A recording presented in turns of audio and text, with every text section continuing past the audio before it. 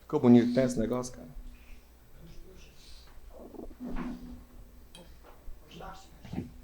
A única coisa que eu não gostei dessa semana foi um desejo revelado em Instagram. Não gostei nem um pouco. O resto tá tudo maravilha. Entendeu? O resto tá tudo uma bênção. Tudo uma bênção. Eu quero ali que me chama. Ali ficou bom, não foi? Ficou muito bom. Quem disse que é maçã? Meus queridos, essa mensagem de hoje, ela não foi preparada.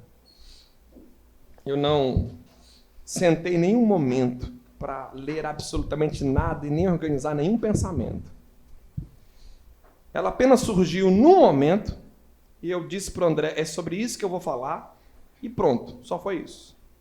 Então, basicamente, o que eu vou dizer foi aquilo que surgiu dentro de mim quando eu assim pensei. Eu estava ouvindo pessoas e comparando a escuta que eu estava fazendo com as práticas dessas pessoas. Eu estava num momento onde eu estava percebendo o grande distanciamento que há entre o discurso e o viver. Não que isso me seja novidade. A maioria de nós tem um distanciamento significativo entre o que a gente diz e o que a gente faz. Isso não é coisa só de gente má. Isso é coisa de gente. A gente distancia demais as duas coisas, gerando quase que uma paranoia existencial, a um ponto de a gente nem saber se a gente é a pessoa do discurso ou a pessoa da vivência. A gente se confunde. A maioria, inclusive, por força da beleza que há no discurso, acredita que é a pessoa do discurso, mesmo que seus atos sejam todos contrários ao discurso por ele vivido. Então, quando eu estava orando pelas pessoas, eu comecei a pensar em mim e também me lembrar de algumas coisas que eu escuto como pecado desde a infância. Porque recentemente, principalmente entre nós, pecado perdeu a força. Hoje, dando aula, uma irmã de uma ordem católica, que é minha aluna também, me contou das histórias dos jovens católicos que frequentam comunidades carismáticas, da luta que eles enfrentam com o sexo. Ela estava me contando porque ela queria orientação psicanalítica para saber como lidar com isso, porque os jovens chegavam para ela muito aflitos porque eles queriam ter uma vida sexual e, evidentemente, isso é proibido. Em algumas comunidades, de maneira muito mais séria que outras. Enquanto ela falava, eu até dizia, meu Deus, isso aí é bem comum dos evangélicos. Não sei agora, mas no meu tempo de adolescente, a gente penava. Haja culpa a cada movimento de mão. É o quê, mano? Haja culpa. Vocês ouviram o quê? Vocês ouviram o cu? Não, é culpa. É porque, como eu falei sexo primeiro, o pessoal já começou a... Culpa. Haja culpa. Então, isso era muito comum na minha adolescência. Esse sentimento, isso era comum. Era, meu Deus do céu, era por semana a gente fazendo vigília de arrependimento. E aí, ela contando lá da comunidade católica. A gente sempre teve uma visão que os católicos eram mais felizes. Né? A gente sempre teve aquela visão que católico é feliz, que não está nem preocupado com isso. Né? Tudo ilusão. Principalmente se esse católico for de comunidade, se ele for realmente daquela vivência séria ali das observações dos mandamentos. E ela me contando isso hoje, aí ganhou mais força ainda o campo do discurso do que é o pecado, porque eu me lembro claramente o quanto algumas circunstâncias em torno de alguns atos dominavam o nosso entendimento sobre o que era pecado.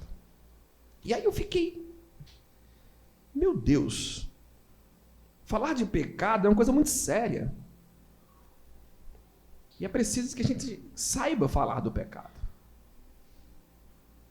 Eu quero falar de novo sobre o pecado. Aí foi aí que começou o pensamento. Vou falar, eu pensei até fazer uma série sobre o pecado aqui, né? Os 7 pecados capitais da contemporaneidade. Ou então os 14, os 7 antigos e os 7 novos. Ou então os 21, os 7 que ainda virão. Não é? Pensei assim, quando eu comecei a pensar sobre isso, aí eu parei, fiz uma oração, e aí veio no meu coração a seguinte questão. Se eu não identificar exatamente qual é a origem do pecado, se eu não saber exatamente onde é que ele começa, para saber como é que ele se desenvolve, então sempre haverá confusão em torno desse tema. Foi aí onde eu voltei ao Gênesis.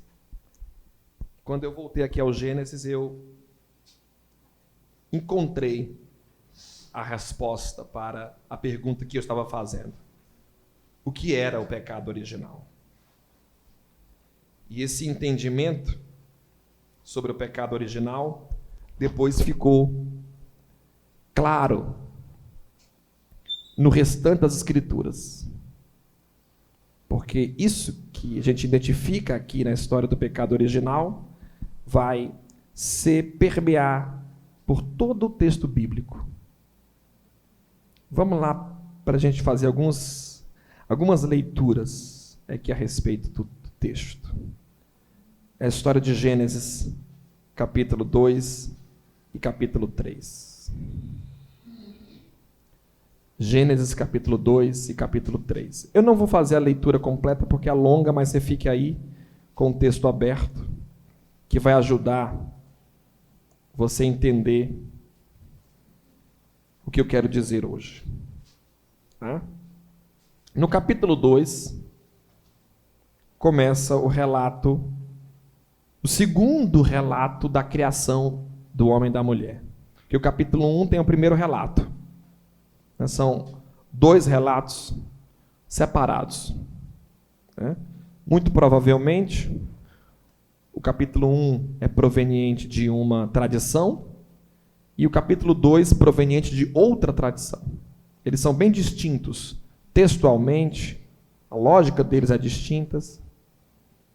É tanto que no capítulo 1, no verso 26, quando Deus faz o homem, ele diz: façamos o homem à nossa imagem, como nossa semelhança, que eles dominem sobre os peixes do mar, as aves do céu, os animais domésticos, todas as feras e todos os répteis que rasteiam sobre a terra. Deus criou o homem à sua imagem. A imagem de Deus ele o criou. Homem e mulher ele os criou. Perceba, Deus criou o homem. Homem e mulher os criou. Então, nessa tradição, não há divisão na criação do homem. Não há um macho prioritário e uma fêmea posterior. Há uma condição de humanidade presente no homem e na mulher. Dá para tirar esse? Senão eu vou trocar aqui o microfone. Tá? E no capítulo 2 vem outro relato. Que aí o homem macho, né, está primeiro.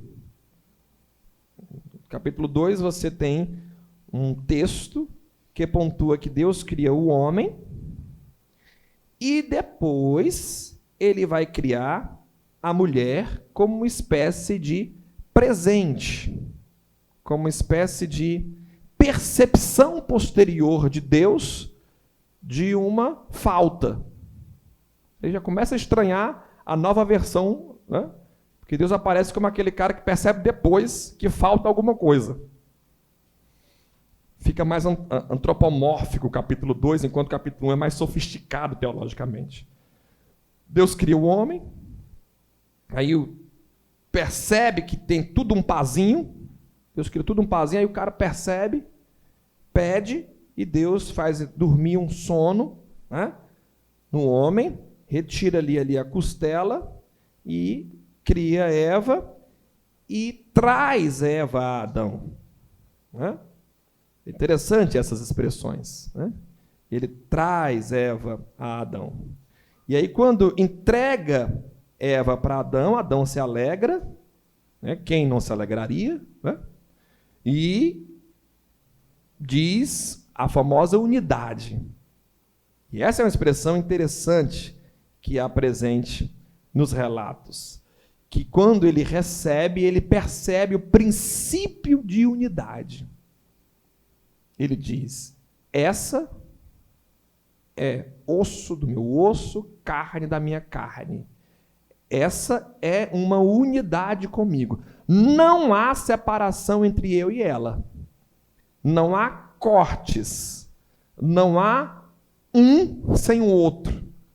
Porque um é o outro. Aí, nesse sentido, a versão do capítulo 2 se aproxima da versão do capítulo 1. Porque aí, o homem e a mulher estão postos de novo em uma unidade, de maneira que eles não são distintos um do outro. Isto é o que eu sou. E é preciso que você fixe esta informação que eu estou lhe dando. Isto é o que eu sou. Esta é exatamente o que eu sou. Aí, esses indivíduos em unidade, são colocados em um jardim que o Senhor plantou no Éden. Este jardim era um jardim que a gente costuma dizer que é o jardim de delícias. Então perceba agora o outro princípio de unidade. O homem e a mulher estão no campo de unidade, porque é corpo do meu corpo, é o que eu sou, não há distinção do que somos, colocados num campo de delícias que é uma unidade natural para esta unidade física. É como se agora você tivesse um verdadeiro campo, que assistiram aquele filme Avatar, é aquela conexão desses sujeitos com a natureza. O cara botar o cabelo aqui, eu acho que Adão devia ter um cabelão também, conectava aqui na árvore, e estava nesse princípio de unidade. E aí, acontece uma coisa interessante. Deus anuncia aquilo que até hoje é uma coisa complicada de se entender, porque raio a unidade não poderia ter ficado aí, sem a presença da tal árvore do conhecimento do bem e do mal, a famosa maçã do nosso Cassiano. Ele põe uma árvore no meio do jardim, e aí é interessante porque o texto vai falar de duas árvores, essas duas árvores permeiam o simbólico da tradição religiosa judaico-cristã, que seria a árvore da vida, que principia a eternidade, e a árvore do conhecimento do bem e do mal, que principia a morte. Porque uma, se você comesse, você não morria. A outra, se você comesse, você morria. E o mais interessante, essa árvore da eternidade não é falada até o momento que eles se encontram em estado de pecado e são retirados a possibilidade deles de comerem para não se eternizarem naquele estado. Aí sempre vem aquela questão mitológica que nos faz perguntar: por que eles não comeram esse negócio antes, né? Ou um primeiro depois. Enfim, essa árvore estava protegida também, essa outra árvore, mas ela aparece também no cenário. E aí isso simbolicamente nos aponta para: existia neste jardim um caminho de eternidade e existia no jardim um caminho de morte. Os dois caminhos estavam propostos. Sendo que há um destaque para o da morte, porque Deus vai falar. E aí, quando Deus fala, o destaque vem, é o famoso apontar, né? Você apontou, você mostrou, você construiu aquela questão. E aí o verso 16 diz que Deus deu ao homem este mandamento: podes comer de todas as árvores do jardim, mas da árvore do conhecimento, do bem e do mal, não comerás, porque no dia em que dela comeres, terás que morrer. Perceba, esse mandamento, segundo o capítulo 2, é dado ao homem antes de ele ter Eva. Certo? Então, era como se esse mandamento tivesse sido dado ao homem. Essa foi a primeira explicação que os religiosos construíram para pensar pecado original. Que o pecado original nasce de uma relação quase que sexista. Porque ela é pensada a partir de uma separação que há entre homem e mulher, porque o mandamento foi dado ao homem no momento onde ele não tinha mulher ainda, segundo o capítulo 2. Mas aí, o que eu estou fazendo com você? Conectando a lógica de que não há homem sem mulher, que quando ele recebe, ele já pontua isso, e conectando com o capítulo 1, isso só vai fazer sentido. Esse texto só não será de ordem sexista. Esse texto só não produzirá uma concepção que permeou a história da cristandade durante anos, que colocou a mulher no lugar da responsável pela desgraça, e conectado, inclusive, ao pecado original, a ponto de alguns teólogos da patrística considerarem que o pecado original era justamente a mulher. A mulher, não havia uma maçã que o homem comeu e se destruiu. Havia uma mulher que o destruiu. Então a maçã seria a mulher, nesse sentido. Outros, para não dizer diretamente a mulher, conectaram isso à relação sexual entre esses dois. O pecado original já foi pensado como o sexo entre este casal. E quando se pensa sexo, é porque ainda há uma implicação sobre a mulher. Porque seria ela, como se permeou no imaginário coletivo, aquela que é responsável pelos atos sexuais do homem. Tão forte que até hoje a mulher é vítima da própria violência que sofre. Então esse imaginário não é novo, ele não é uma coisa recente. Pelo contrário, recentemente a gente está até combatendo ele. Ele é mais comum do que o contrário. Por causa dessa separação. Mas considerando que a unidade estava posta, o mandamento não era para o macho, o mandamento era para o homem. E o homem é homem e mulher. E aí, dito isto, principiado a unidade, o capítulo 3 começa dizendo: a serpente era o mais astuto de todos os animais dos campos que Deus tinha feito. E aí vem uma coisa interessante sobre esse mito. Se o jardim era de delícias e tudo que Deus fez era bom, como diz o capítulo 1 de Gênesis, tudo que Deus fez é bom. Terminou assim a tradição escriturística da criação. Então, a astúcia da serpente era boa. Então, a árvore tentadora era boa. Então, as condições próprias daquela situação também eram boas. Tudo ali era bom.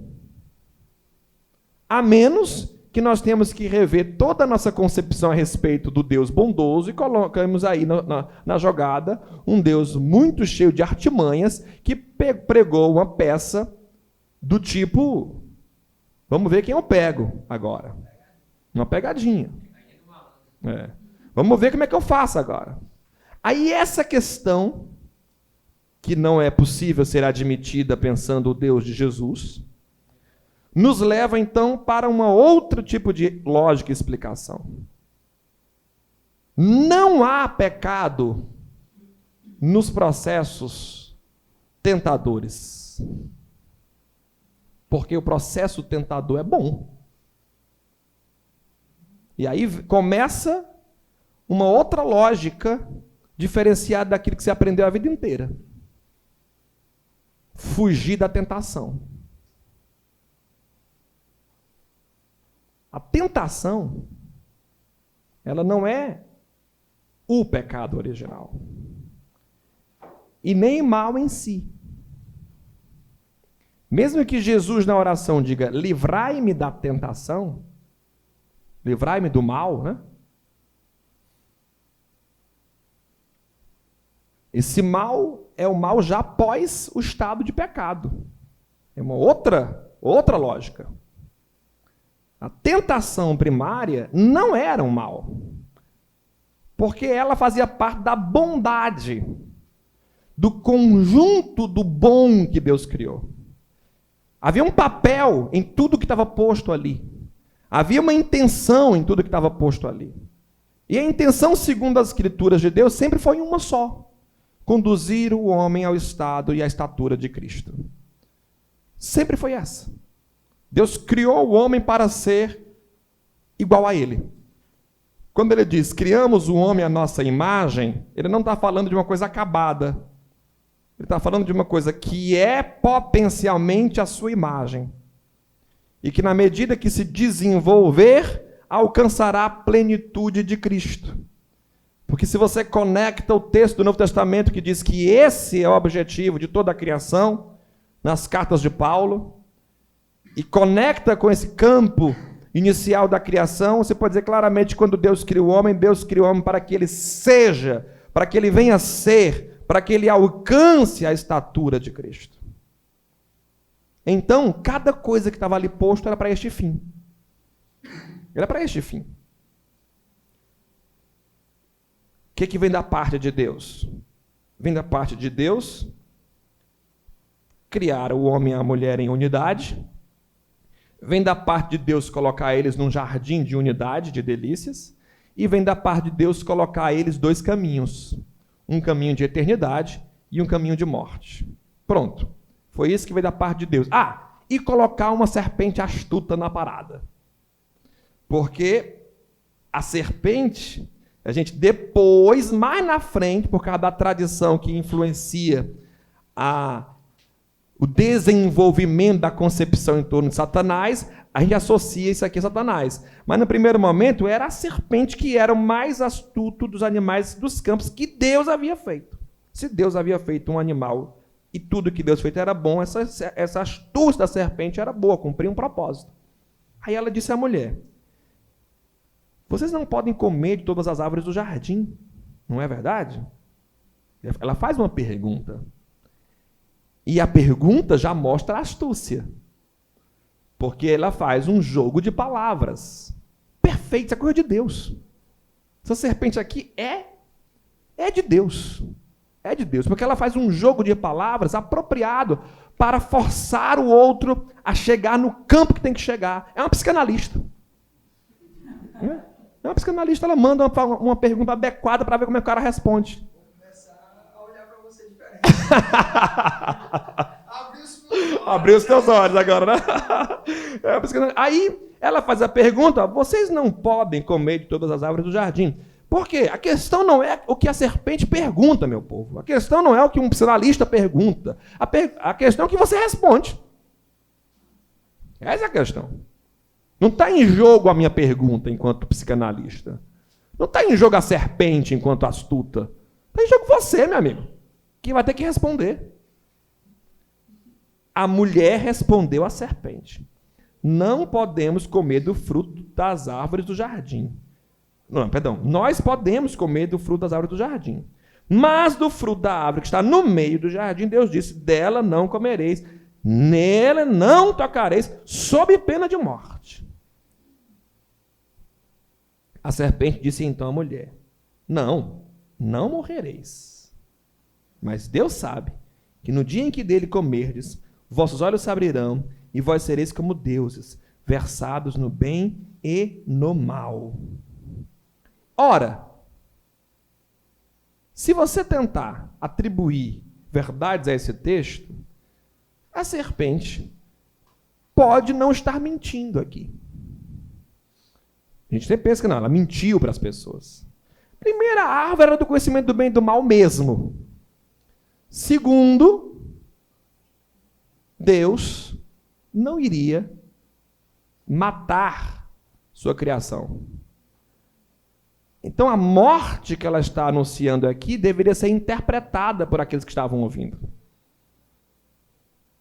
Que morte é essa e que morte eu quero?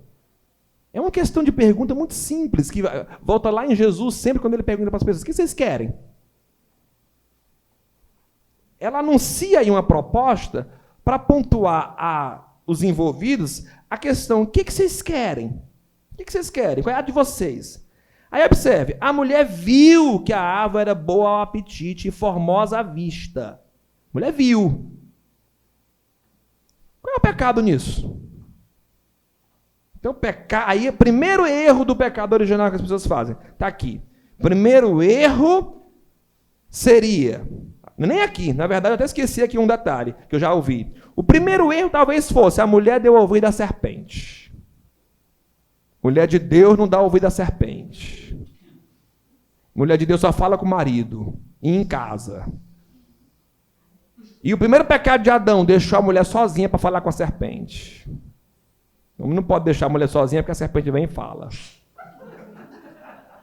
Começa a associação do pecado original por um princípio de ordem de controle do macho e da fêmea. Até hoje tem gente que associa isso. Irmão, vamos evitar o pecado. É melhor cercar.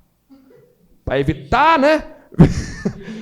Vigia, vamos cercar aqui porque é o jeito de evitar. Oh, meu Deus do céu. Ô ilusão. Ô ilusão das maiores.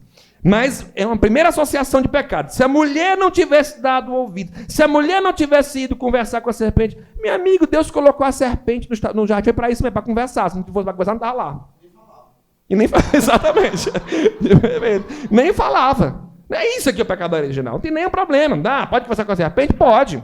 Você pode falar com a serpente que quiser, meu amigo. A questão não é essa, não. Isso aí não é o que tira você do jardim do Éden, não. A questão não é nem sequer se você fica ou sai do jardim do Éden. A questão ainda não é essa. Aí depois, quando ela vê a árvore é boa e apetitosa e formosa à vista. Mas é um negócio bonito de dizer, né? A árvore, ela é boa ao apetite e formosa à vista. E desejável para adquirir conhecimento. Venhamos e convenhamos e usemos nossa mentalidade inteligente. É lógico que era desejável. E eu não posso atribuir pecado nenhum a alguém que deseja uma coisa boa, bela e que ainda dá discernimento. Pecado é não querer um negócio desse. Pecado é não querer um negócio desse. Fala, querido. A serpente diz: sereis como Deus, conhecendo o bem e o mal. O que vem a ser conhecer o mal aqui, se não teoricamente, uma vez que Deus não conhece o mal experimentalmente? Faço a menor ideia, porque eu não sei se Deus não conhece o mal experimentalmente. Sobre Deus eu não sei falar. Só vou falar sobre Adão e Eva, porque são homens. E Deus fez tudo isso bom. Eu não sei o que é Deus aqui nessa história. Vai. Ela já não conhecia o mal, uma vez que o mal era... Perceba, ela conhecia o que era bem, não comer. O que era mal, comer. Então ela conhecia o bem, não comer. Ela conhecia o mal, comer. Então, em que sentido ela não mente quando diz isso? Sereis como Deus, conhecendo o bem e o mal. Uma vez que ela, a partir desse exemplo que eu dei, conhecia o bem e o mal. A questão não é essa, porque conhecer aqui pode ter vários significados. Conhecer é comer alguém, conhecer pode ser comer o fruto, conhecer pode ser adentrar mais profundamente. Então a gente não sabe o que é o poder deste termo aqui. E se eu usar o termo que você usou, e é interessante, se Eva já sabe, para que raio ela ficou apetitosa de comer o que ela já tinha? Né?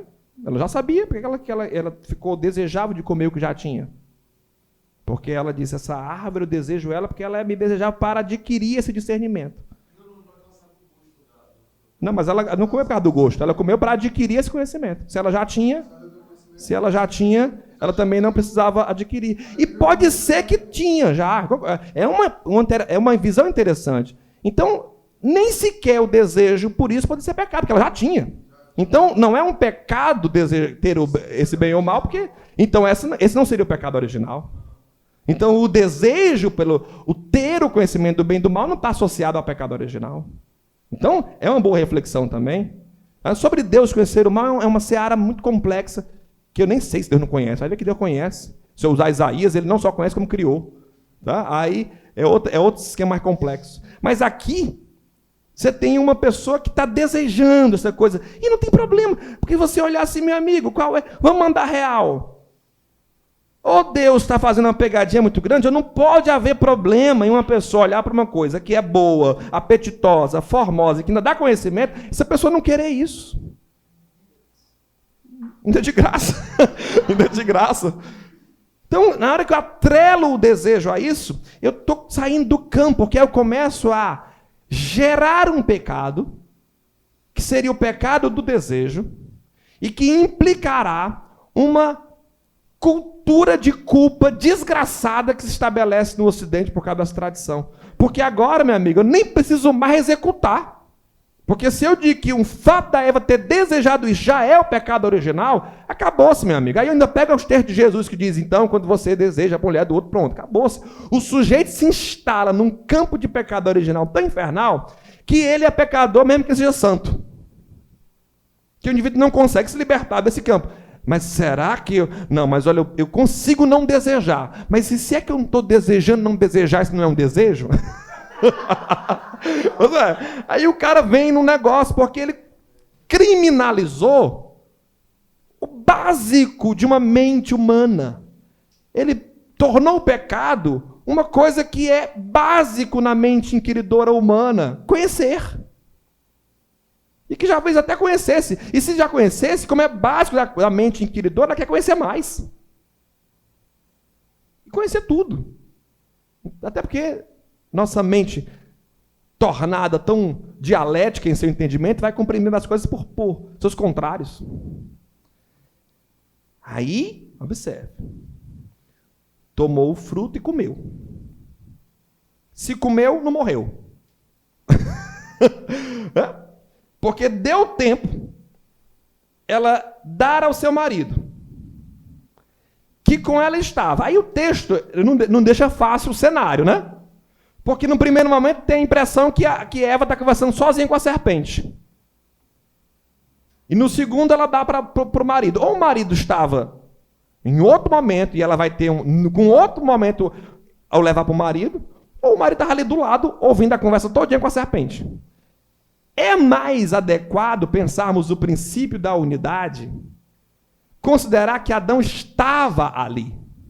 Não era um ato onde depois Adão foi encontrado por Eva, brincando com as serpentes, né, ou com os leões, ou com os golfinhos. Aí depois ela foi levar lá o negócio. Não, deixa eu te mostrar um negócio aqui, porque eu comi e nem morri. É muito possível que, pensando simbolicamente, já que é um mito, que onde está Eva, está Adão. Onde está Adão, está Eva. De maneira que, quando ela diz que pega e dá também ao seu marido que com ela estava, há um princípio de unidade. E ele comeu. E ele comeu porque se Eva comeu, ele comeu. Então não tem aquela coisa de, não, eu comi porque a minha mulher insistiu demais, e você não tem ideia, pastor, do que a minha mulher... Olha, quando ela põe uma cor na cabeça... Não, porque aconteceu juntos. Então... Olha como uma coisa é tudo junto o tempo todo. Abriram-se os olhos dos dois. E perceba que o princípio de unidade, mesmo que a gente separe o momento de um comer ou depois comer o outro, é tão forte que Eva não abriu o olho e depois deu a Adão num princípio de... Até porque se tivesse sido assim, provavelmente Adão tinha se escapado. Porque se ela tivesse aberto os olhos assim que comeu, ela provavelmente teria visto que deu merda, né? Volta, e não teria ido até dar a Adão. Mas não, ela deu a Adão, porque Adão e Eva é uma unidade. Então, dar a Adão aqui é só princípio de linguagem mitológica.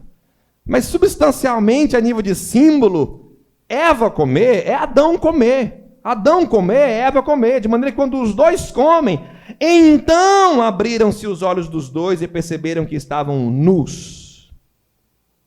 Então a primeira coisa que acontece, eles percebem nudez. Ora, mas nudez, eles já estavam. Perceber nudez é que há uma alteração do olhar, não uma alteração da condição de se estar. Porque eles não estavam vestidos e perderam a roupa. Eles não alteraram a condição de estar. Eles alteraram a condição de olhar. Decore isso. Eles não alteraram a condição de estar. Permaneceram do mesmo jeito. Eles alteraram a condição de olhar. O olhar deles mudou. O olhar deles mudou. E aí eles entrelaçaram folhas de figueira e se cingiram. Na hora que eles se cingem e percebem a nudez, a primeira coisa que está acontecendo é uma quebra de unidade deles com a totalidade da natureza. Porque é como se aquilo que lhe fosse natural, seu corpo presente no mundo, seu corpo presente na natureza, agora é afastado dela, de maneira a ele estranhar essa relação e precisar modificar a relação com ela. Há uma quebra da relação do homem com a natureza, bem interpretada por Paulo lá na frente, quando ele diz que por causa deste ato, a natureza geme, porque houve uma quebra de aliança, uma quebra de unidade. Aí eles ouviram os passos de Yahvé Deus, que passeava no jardim à brisa do dia. Ouviram os passos. O homem e sua mulher se esconderam da presença de Yahvé Deus. Ora, se há uma unidade plena de todos com tudo, havia também uma unidade plena de Deus com o homem. E até onde a gente possa ir, Deus não havia quebrado a aliança com ninguém. Deus não desceu aqui fulminando, nem morreram quando comeram. Mas eles trocaram o olhar, e trocaram o olhar para si diante da natureza, e trocaram o olhar para si diante de Deus diante deles, porque Deus agora era também estranho. O olhar deles para Deus mudou. O Deus agora que eles estão diante dele é um Deus das quais eles têm que se esconder. Não é apenas uma percepção de si que está mudando, uma percepção do outro que está mudando. É uma percepção ampla de todas as coisas, inclusive de Deus. Eles se escondem entre as árvores do jardim. Passam, inclusive, a ter uma visão de Deus estranha, porque se Deus era Deus mesmo, e havia se manifestado esse casal como Deus, que raio de pensamento é esse de Adão e Eva que acham que podiam se esconder de Deus? Mas a mudança de olhar começa a projetar todo um novo cenário para se relacionar com as coisas. Talvez nessa aqui a religião. As folhas de figueira e o esconder-se de Deus coloca Deus como alguém que pode ser limitado pela relação que eu estabeleço com ele, ou se eu me escondo ou se eu me revelo. E aí vem o seguinte: eles ouviram, se esconderam, e Yahvé Deus chamou o homem. Onde estás? Veja, é uma pergunta. Não é uma condenação. Não é uma sentença. Não é um juízo. Deus está perguntando. Na primeira vez foi a serpente que perguntou. E Eva respondeu direito. Agora, Deus pergunta. E Adão, que também é Eva, e Eva, que também é Adão. Ficou aquela piadinha, né? Eu senti o Eva e Adão. Eu só pensei. Onde estás? Aí disse ele: ouvi teu passo no jardim, tive medo, porque estou nu e me escondi. Ok. Nenhum problema até aqui. E quem te fez saber que estava nu? Comeste então da árvore que te proibi de comer? O homem respondeu: não. Eu não comi. Não sei. Talvez. Se fosse outro, dizia: comi, Senhor. Se fosse outro, dizia: Senhor, antes que o Senhor chegue no jardim, desce aí que eu preciso falar contigo. Foi legal o negócio aqui, não. Eu comi esse negócio e tô passando mal. Tô vendo umas coisas estranhas. Desce aí, Senhor. Vou morrer mesmo, Senhor?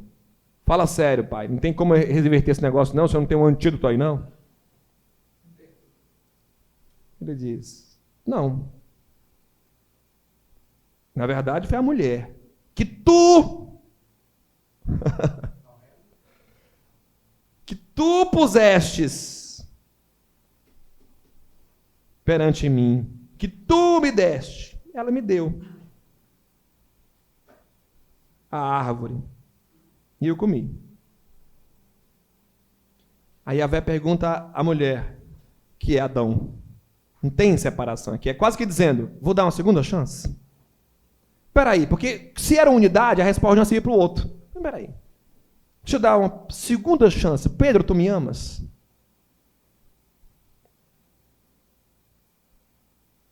E Yahvé disse à mulher: que fizeste? Nada. Ela respondeu: a serpente, aquela mais astuta árvore que o Senhor colocou no jardim. Pois é. Ela me seduziu. E eu comi. Aí Yahvé disse à serpente: por que fizeste isso? És maldita. Aí começa, a partir destas duas afirmações, um jogo de maldições. A serpente, como símbolo da unidade com o jardim. Logo depois, a mulher. Logo depois, o homem. E conecta a maldição deles ao jogo de olhar que eles colocaram um para com o outro, que a mulher agora se escraviza ao desejo do homem, segundo o texto.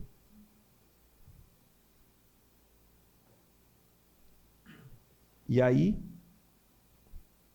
vem o princípio fundamental. O Senhor chama a mulher, chama o homem e a mulher, o Senhor faz para eles túnicas de pele. Eles já estavam vestidos com o quê? Com as palmeiras que eles tinham, com as folhinhas que eles tinham arranjado. Aí o Senhor faz para eles as peles, cobre eles, veste eles. Isso é interessante, o Senhor veste eles. E expulsa do jardim. E expulsa para quê? Para que eles não comam da árvore da vida e permaneçam naquele estado para sempre. Ora, eles não morreram. Pelo contrário.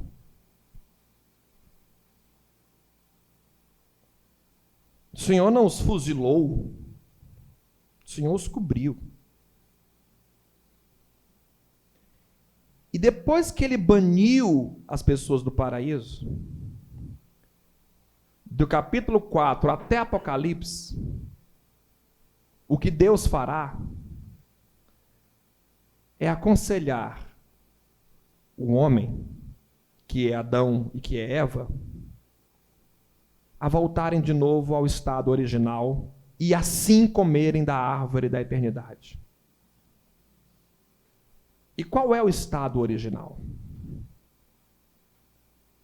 Quando não havia a mulher que tu me deste. Quando não havia a serpente que o Senhor criou. Quando havia Adão e Eva.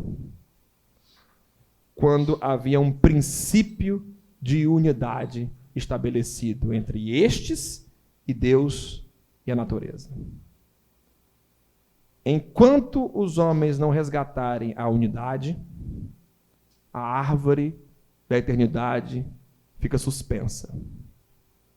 Por isso que o mito do Apocalipse diz que quando a igreja, símbolo da unidade e da comunhão, estiver pronta, elas comerão das folhas da árvore da vida, para se eternizarem nesse estado. Que estado? De unidade.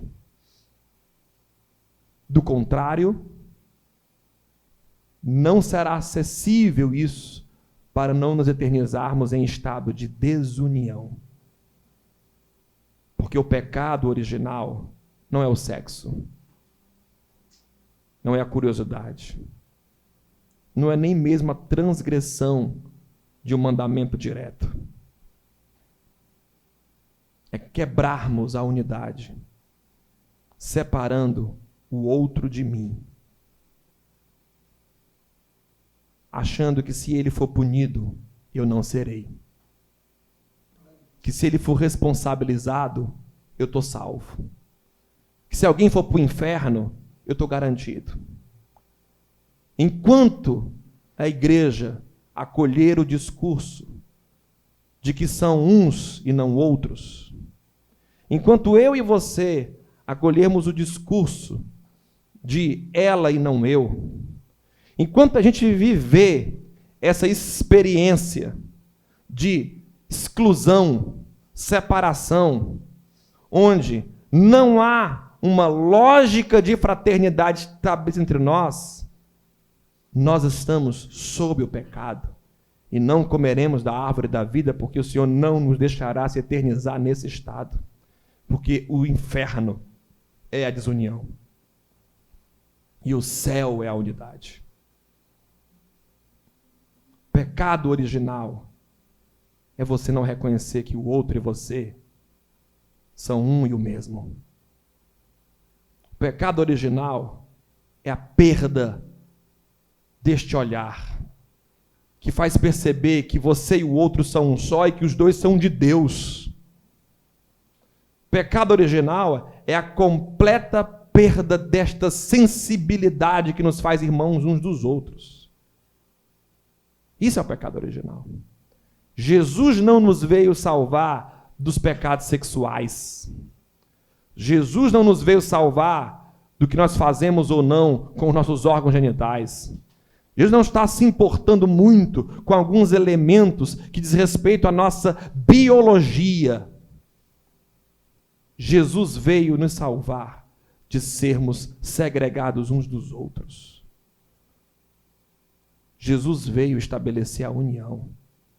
Pois quando o Cordeiro de Deus for levantado, atrairá todos a si, unindo as partes. Por isso que não há em Cristo nem grego, nem judeu, nem homem, nem mulher, nem escravo, nem livre. Em Deus, essas separações que me identificam o outro sem me identificar. Em Deus, este olhar que fala do outro sem me implicar. Em Deus, esse mundo que parece dividir as pessoas em classes, em guetos, em partidos, em lógicas sectárias, não tem fundamento. E uma pessoa que serve a Deus e enxerga o mundo dividido entre homens e mulheres, direita e esquerda, bem e mal, quem vai para o céu e quem não vai, preto e branco, gay e hétero, não entendeu ainda o princípio do pecado, permanece nele e ficará nele até a consciência transformada para que experimente a árvore da vida. Porque a árvore da vida está pronta para aqueles que entendem que só há um Deus e um só povo. Um Deus e um só povo. A pergunta que eu vou fazer para você é mais simples e mais poderosa do que você possa imaginar. você deixou de fazer um monte de pecado na sua vida porque a lista era grande dos possíveis pecados originais e dos possíveis pecados contra Deus. Você já está em unidade com todas as pessoas? Não? Sinto muito. Todo o esforço que você fez é babaquice. Toda privação moral que você está vivendo é performance que não levará você a lugar nenhum. Só está deixando você mais paranoico, mais cheio de culpa, mais cheio de medo. Está só lotando os consultórios de psiquiatria e psicanálise, cheio de crente doido. E o pecado mesmo você não combate. Porque você se limpou de tudo, menos do pecado original. Menos da separação entre você e o outro. Você mantém a separação viva com os seus discursos de ódio, com os seus discursos sectaristas, com os seus discursos religiosos, com os seus discursos morais. O Senhor espera pelo dia onde você e eu vamos realmente andar juntos como irmãos. O Senhor espera pelo dia onde a gente ame o inimigo. Por quê? Porque não há inimigo. O mandamento não é ame o inimigo. É tira o inimigo. Porque o que está posto para você amar é você. É você. E se você quiser entender mais ainda, a unidade é tão grande que quando você serve ao próximo, você serve a você. Porque o próximo é você. Você e ele são um só. E a unidade é maior ainda que quando você serve este próximo que é você serve a Deus. Porque Deus está presente nessa unidade. Porque a unidade era natureza, Deus, homem e mulher. Portanto, quando fazes isso a quem quer que seja, fazes a mim, diz o Senhor.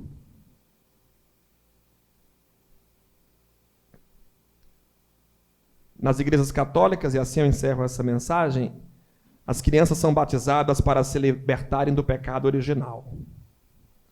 Nas igrejas evangélicas, os adolescentes se batizam para também pararem de pecar, o pecado original. Né? O menino, depois que se batiza, vai ter que viver santo, puro, com as mãos puras, né? Com o corpo puro, para poder ir para o céu.